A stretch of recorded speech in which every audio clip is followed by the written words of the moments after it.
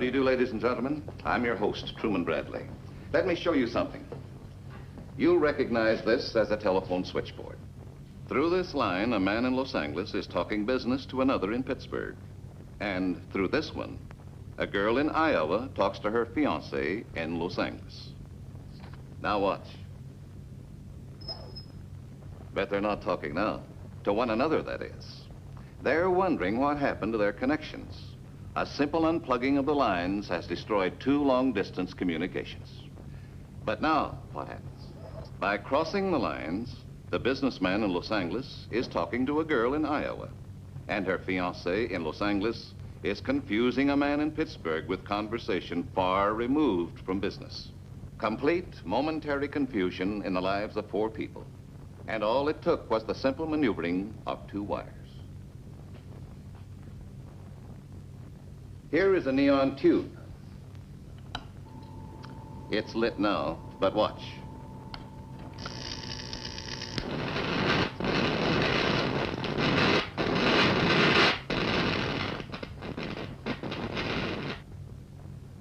What happened? I simply short-circuited the wires with a screwdriver. The overload of electricity burned out the circuit and destroyed the tube. The human nervous system and brain function on electrical impulse too. Did you ever wonder what would happen if the brain were short-circuited or had its wires crossed as we have demonstrated here? There has been such scientific research to determine if the brain can be artificially disturbed in this manner. It is this kind of research that forms the basis for the story you are about to see.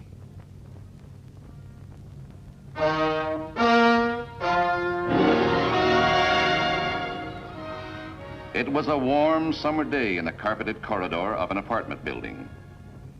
That a vacuum cleaner screamed its defiance of the usual quiet and aroused a mysterious situation that was destined to produce one of science's most amazing discoveries. I know it's noisy. It ain't my fault if the noise bothers you. I can't help it if you got sensitive ears. I say, I got my cleaning to do. It ain't my fault if...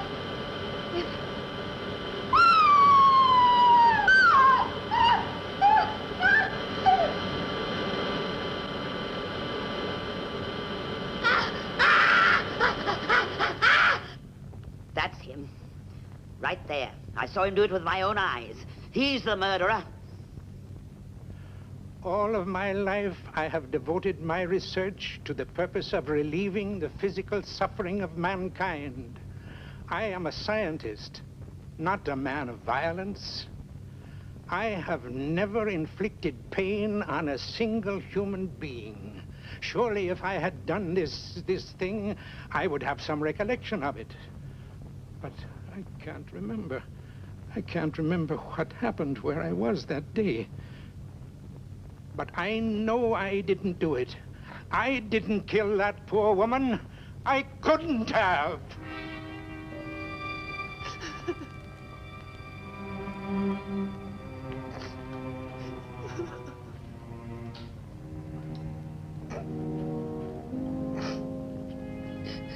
What's the matter, Mom? What, Kenny? I didn't hear you come in. You haven't cried about Daddy for a long time. Oh, I wasn't crying about that. It wasn't anything, honey. Want to talk about it? What? Whenever I cry, you always ask me that. So now that Daddy isn't here anymore, you said that I was the man of the house now. So, will you want to talk about it? You know something? You're just about the best man of the house a mother could ever ask for. Gee, Mom, why doesn't Uncle Albert ever come over and see us anymore? It has been a long time, hasn't it? Gee whiz, he never comes over for dinner. And he promised to take me to the night ball game. The last one's on Friday. Do you think he forgot, Mom? No, Kenny. I'm sure he didn't forget.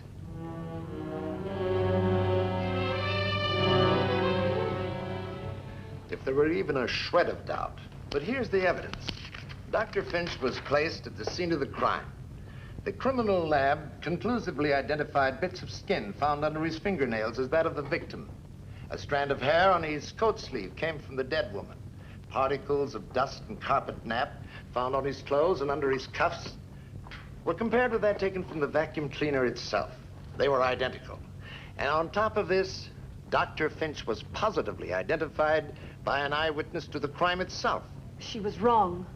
They were all wrong. He didn't do it. Governor, Yes, Dr. Clemens? you're undoubtedly aware of Dr. Finch's tremendous contributions in the field of antibiotics. Of course. I can certainly appreciate the great loss to the field of science. No. The losses to humanity, Governor. Dr. Clemens, Isn't it reasonable to ask that you weigh, against the life of this one man, the thousands of lives he's already saved, the countless lives his new antibiotic would save, if he were allowed to live long enough to complete it? Dr. Finch was duly tried in a court of law. A qualified jury found him guilty on the basis of conclusive evidence. Without new, concrete evidence, there is nothing I can do.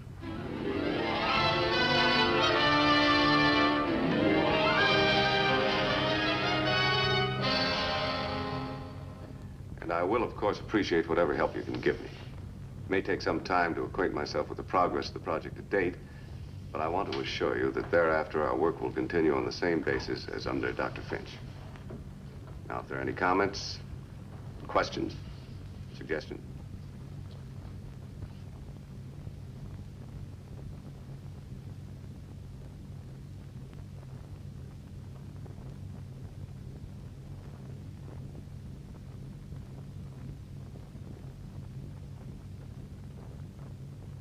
Well, that'll be all for now. It's after 12, almost lunchtime anyway.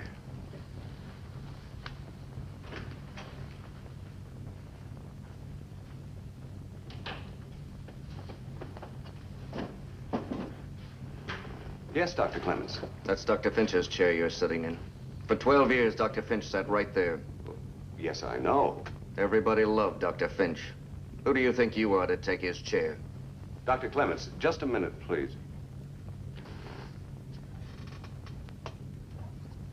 I know you and the others were extremely fond of Dr. Finch. It's unfortunate about him, but you think it's exactly fair to take out your resentment on me as though I were guilty of the whole thing? Dr. Clemens, the Foundation is on the verge of its most important discovery to date. Am I to assume you're placing your personal feelings above the vital necessity of concluding the work on an antibiotic that can well prove to be even more effective than penicillin? Do you resent my being called in from the university when you might have replaced Dr. Finch yourself? Is that the reason for this childish attitude?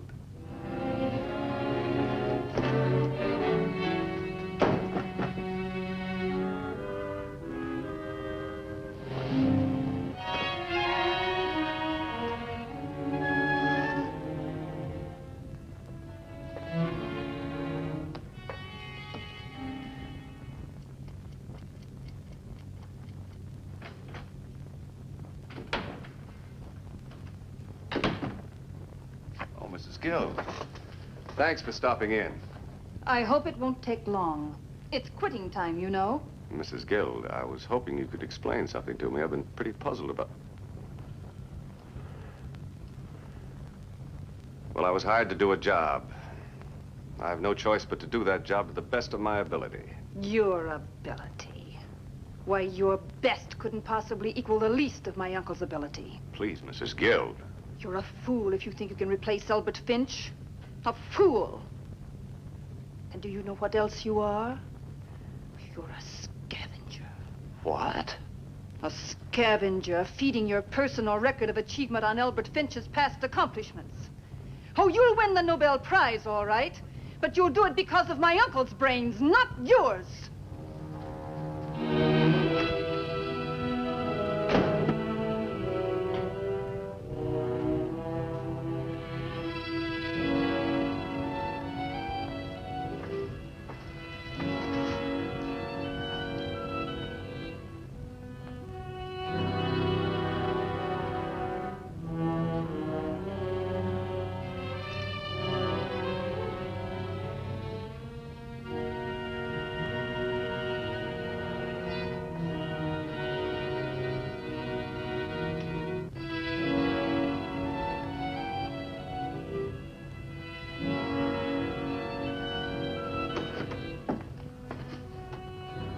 Dr. Clemens.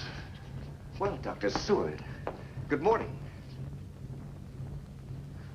Oh, by the way, Doctor, I haven't had the opportunity to really welcome you into the fold. You haven't?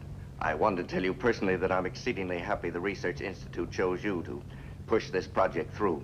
I'm convinced they couldn't have chosen a better man. Well, thanks. I can speak for the others as well. In fact, Mrs. Gill said she was greatly relieved that her uncle's project was in your capable hands. My capable hands. Mrs. Gill said that? Oh, good morning, gentlemen. Good morning, Nan. Good morning. I was just telling Dr. Seward how appreciative we all are of his ability. Yes, we are, Doctor. And Uncle Albert is, too. Get me the December report, will you, please? Sure. And Nan, I can't begin to tell you how much I appreciate all the help you're giving me.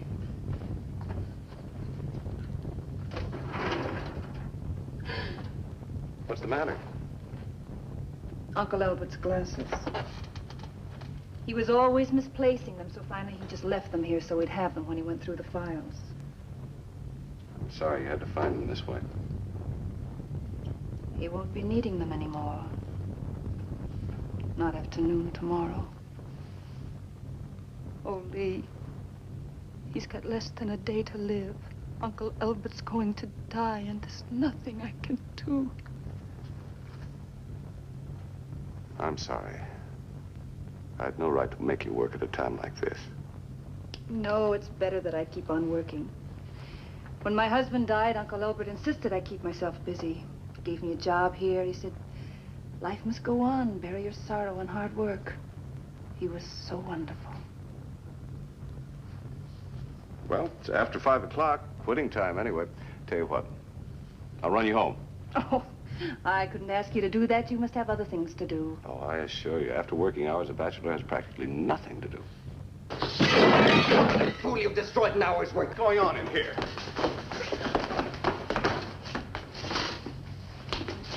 Now, what's the meaning of this? Why don't you mind your own business? Or maybe you'd like to take over my menial task. Dr. Finch wasn't afraid to get his hands dirty. He worked day and night right here in the lab. I ought to kill you.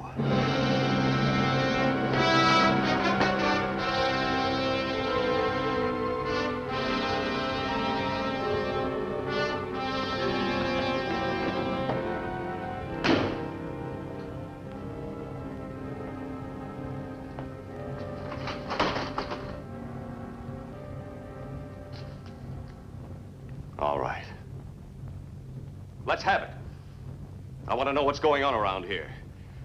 What's the meaning of this? Resentment one minute, a cheerful greeting the next, and now this. Well, what about you? Me? Aren't you going to join them? Lee, what are you saying? Well, isn't it time for you to turn on the hostility again, like you did yesterday when you called me a scavenger in the office? Lee, what are you saying? What's the matter with you? What's the matter with me? I don't know what you think I said to you, but... Well, I've never called you a scavenger. Didn't? Of course not. And I don't know what you said or did to make Dr. Clements act that way, but... Please, Lee, don't turn on me. And you don't think I'm the one who... I mean... Have I been acting strangely? Well, haven't you, Lee? Haven't you? Well, I didn't think I was, but... Maybe... Maybe I am the one to blame.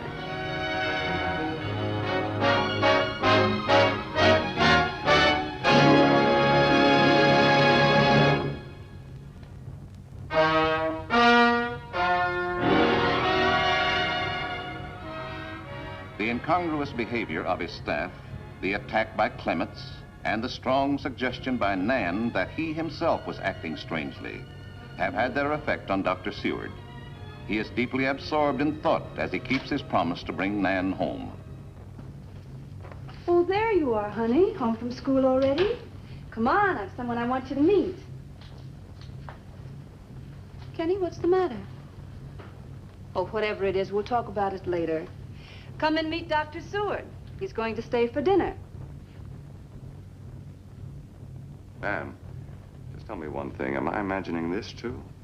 No, Lee, you're not imagining it. But it couldn't mean anything. Whatever it is, I'll find out about it later. This is Dr. Seward, honey. This is my son, Kenny, the man of the house. Hi, Kenny. You two get acquainted while I get dinner started.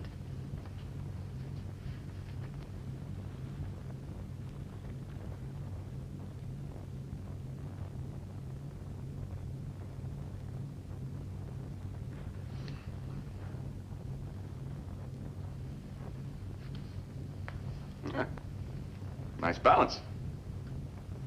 What position do you play, Kenny? Right field, mostly. They won't let me pitch. I'm too little. Oh, I don't know about that. You look like a pretty big boy to me. Daddy was a good pitcher. He played baseball in college. And when his airplane crashed, they gave him lots of medals, too. And I'll bet you grow up to be as brave and strong as your daddy. Pretty strong already. Hey, what do you know about that? I'll say you are. Just feel that muscle. See what happened here? It's nothing. Nothing. I'll say you're brave. Does your mommy know about that bruise? She ought to. She did it. Kenny.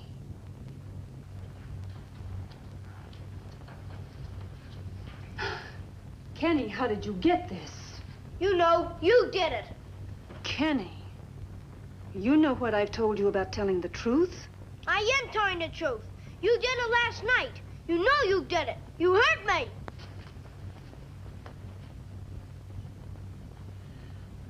Lee, I'm sorry about this.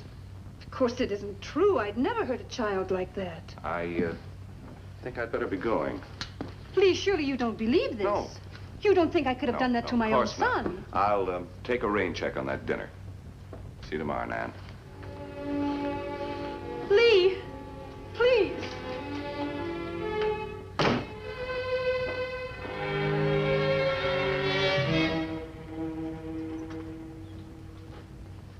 I'm convinced this is the answer. You've got to help me. I'll try to move up some of my appointments for tomorrow morning. Not tomorrow, man. Tonight. Right now. Dr. Finch dies tomorrow at noon in the gas chamber. That's hardly more than 16 hours from now. All right, Dr. Stewart. I'm at your service. Let's go.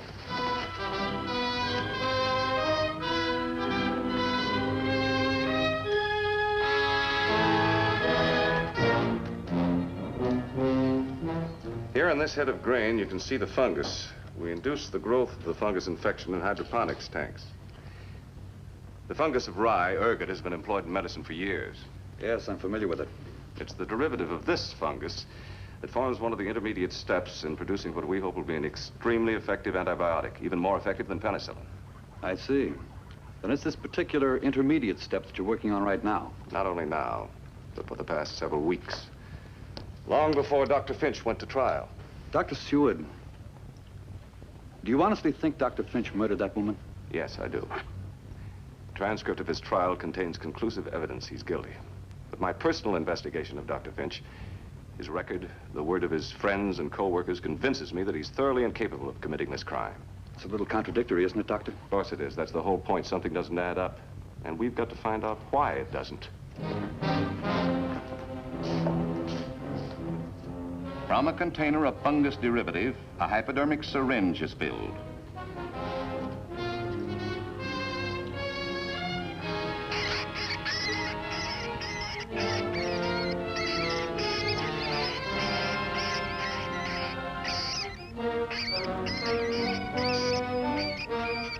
A small portion of the fluid is injected into a white rat. Then the animal is put back into the cage with its mate. And the two men of science await the results.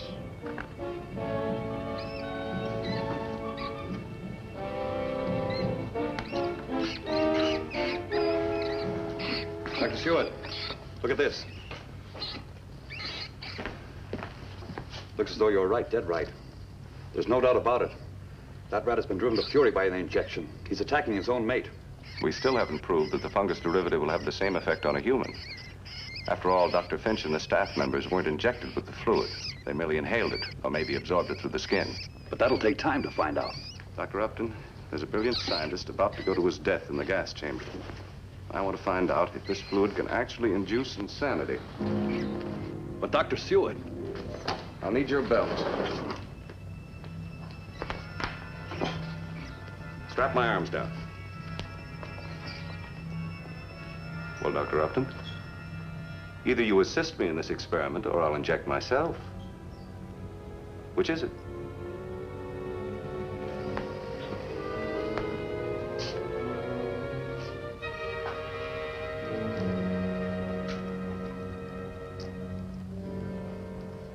Convinced he has found a clue to the incongruous attitudes of hostility, alternating with cheerful friendliness on the part of his staff, and perhaps even the answer to the murder for which Dr. Finch was convicted, Lee Seward is determined to find confirmation of his theory.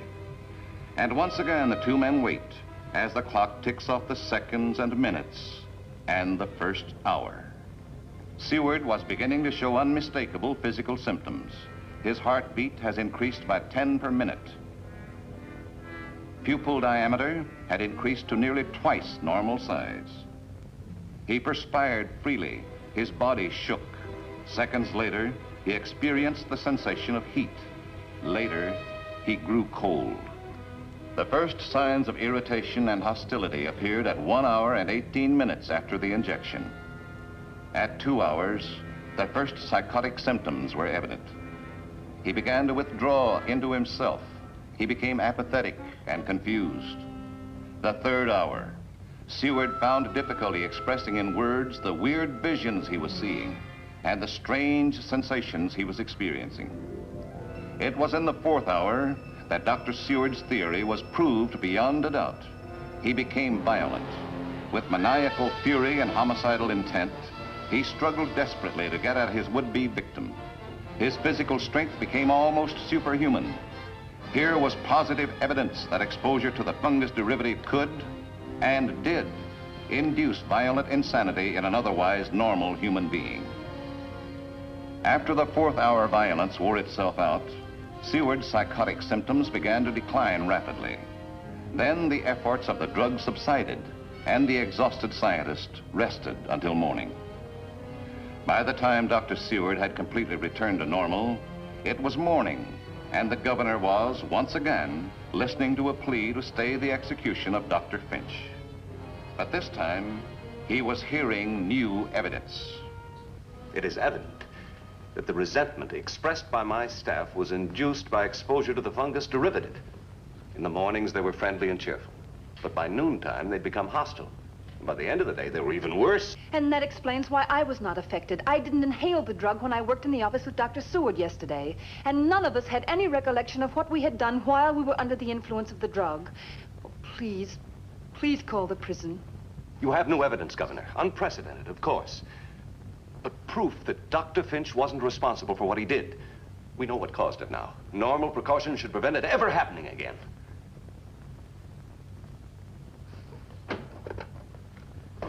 Put that call through to the state prison at once. Just one more thing, Kenny. You know that bruise on your arm will get well long before the bruise on your mother's heart. And you're the only one who can heal it.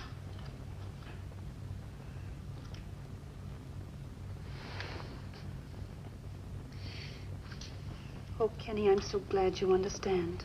Sure, Mom. Uncle Albert has told me all about chemicals and drugs and what they do. What do you think of my man of the house now? I think he'll grow up to be a great scientist, too, just like his Uncle Albert. And I think maybe you'd better hurry, or we're going to be late for that ball game.